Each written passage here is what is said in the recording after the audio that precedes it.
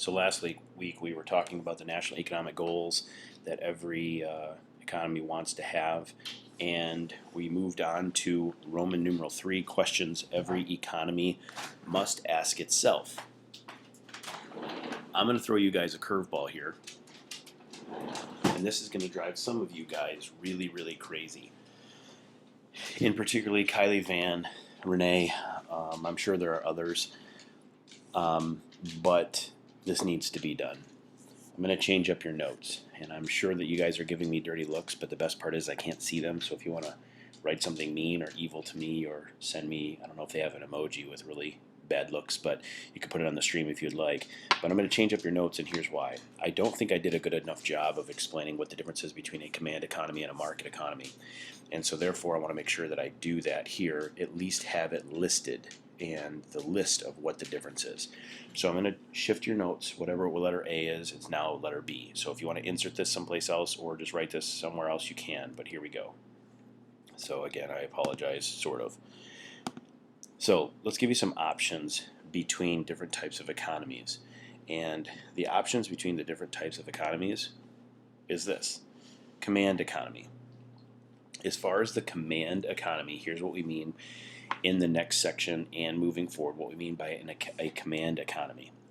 These are generally associated with communism, and I guess it could be associated with socialism, but it would have to be run by like a board or a committee. And that's the second part. An authority or committee decides the economy's fate. It's not up to the people. It's not up to the market. It is up to, perhaps in communism, a lot of times you have a dictator, and it would be up to them to decide the fate of the economy. And that's why they call it a command, because it's a command coming from the person that is in charge of the country, the dictator, a particular person like that. So it's generally associated with communism. And it could, like I said, could be considered with socialism. An authority or committee decides the economy's fate. A market economy would generally be associated with capitalism. And so America would fall on the side of a market economy. And here's what we mean by a market economy. The people and the market, like the people and businesses buying, let me fix that right quick here. Fixed, okay. Did I get that right? Okay. And fixed again, sorry. Fix on the run here. The people and the market, the people in business buying, determine the fate of the economy. So think of it like this. If there is a business that is doing really, really well and they want to expand, then if people like it, they'll expand. But let's say you start a taco business, like a place like Taco Bell, and it just isn't a big hit. Then you know what? People don't want it. Your business is going to have to close. But in a command economy, they can keep that business open as long as they want because it's driven by the government. Okay, so make sure you understand the difference. Again, America is closer to the market economy than they are the command economy, and so I want to make sure that you guys know that. So again, that's the big change. Sorry about that if that really throws all of you off, but you know what? Again, I don't have to see you face to face and you giving me dirty looks, so I can live with this. So let's go on to letter B. We talked about the output question. We said what will be produced, what types of goods. We said consumer, capital goods. These are all notes that we've had before, and this is where we left off, the solution. So here we go. The solution to the command economy is a group of people dictate what their culture or society needs. So as far as, like I just said, the command, it comes from the top, would decide, okay, this is what we need to have happen. This is what we want. And so a group of people dictates what their culture or society needs. If they decide that they want to go into more of a agricultural society where their economy is based on agriculture, they would make that decision. If they decide they want to go into mechanical, if they decided they wanted to go into military, whatever that could be, that is up to them. The market economy, it is up to the individuals in society to decide what to produce. Basically what it comes down to, if it's popular, it'll be sold. If it's not popular, it won't. Excuse me. Anyway, it's up to the individuals of the society to decide what they want to produce. And again, if a good is super popular, it will just take off. I think of those hydro flasks. 10 years ago, nobody even knew what a hydro flask was, and I think it's been around at least as long as that. But it becomes a fad. Sorry, girls. It becomes a fad, and then all of a sudden more people want to kind of come up with things that are similar to that. And so you see like the fake hydro flask. Maybe it's called um, bioflask. I don't know. I just made up something, but they come up with stuff that is similar to that, and so all of a sudden you think about like a Keurig coffee maker. They didn't have those in the 1970s, but all of a sudden in the early 2000s, people decide that, and now other companies kind of do that. So it depends on the individuals in society. We dictate what is popular, and that's kind of a nice part because we have the freedom of choice. And what that does is that lends other businesses to want to cater to our needs. And it also sometimes keeps competition really, really high and keeps prices really, really low. So the output question, again, the command economy, they dictate what their culture or society needs. Market economy, it's up to the individuals to decide. Letter C, the input question. The input question. Again, these are three questions that every economy must ask itself. How will the goods be produced? And who will produce it? How will the goods be produced? And who is going to produce them? And again, in some way, shape, or form, they're kind of the same question. So let's give you the two views, or the solutions here, or the views of this, I guess. The views of the input question are this. It could be done labor intensive, meaning using humans to create the actual product. That means, like in agriculture, the humans are the ones doing the main part of the work. You could have machines that would assist you, but the humans are the ones that are out there doing the work. You think about the 1920s when the assembly line was really rolling. It was labor intensive. And so labor was putting into it. Yes, you did have machines assisting you, but the primary mode of the product being created was labor intensive. It was humans creating it. Now, what are some advantages to humans creating goods? I'll let you guys kind of, shout these out. Oh yes, oh yeah, that's a good one, Sid. Yeah, I like that. Oh, Maddie, perfect. Caleb, not so much. You're getting close, but not so much. Yep, okay, good. Yeah, that's not too bad, Gideon. Yep, thank you. So here we go. The first one is you usually have a high level of employment because you have to have people, you have to have laborers. And so employment is a big deal here. And it keeps people working, which again, I don't think any one of us would say that's a bad thing. So employment is a really, really good thing. You also have human creativity. You think about like the assembly line, that's a human creativity at work. How can we make a factory super, super efficient? And so therefore, you have a lot of human creativity that would go into the labor intensive. Now, what could be some disadvantages? Again, these aren't the only ones, so you can add in other ones. I'm sure there's other ones that I'm not thinking of. But disadvantages?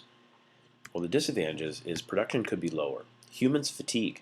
You have the human factor of error, you have human fatigue, and you just can't keep working. Machines, in theory, you could just keep them working until they break. 24 hours a day, just keep pumping stuff out. But the disadvantage is production could be lower. It also could be more expensive to pay people. Yes, a machine is expensive, but in the long run, is it more expensive than paying people salary, vacation time, health benefits, dental vision, all of those things? It does become more expensive in the long run to run a labor intensive organization. Now, again, some of the best part about the advantages of labor intensive is you have the person factor that people want to buy products that other Americans and other people have created. There's that personality behind it. There's the fact that there's a face that's behind the creation of this product, and so that's kind of why they do that. But again, disadvantages are there. Capital intensive is using automated equipment, as we said earlier, dealing with capital goods being created. Advantages to this, well, obviously kind of almost the opposite of what we just talked about labor. A lot of times you're going to have higher production, and the higher production is going to be a big deal when it comes down to the fact that you can just keep them working 24 hours a day, 7 days a week. As long as somebody's maybe operating, like hitting a start button and kind of monitoring what's going on, in theory you can just pump out stuff.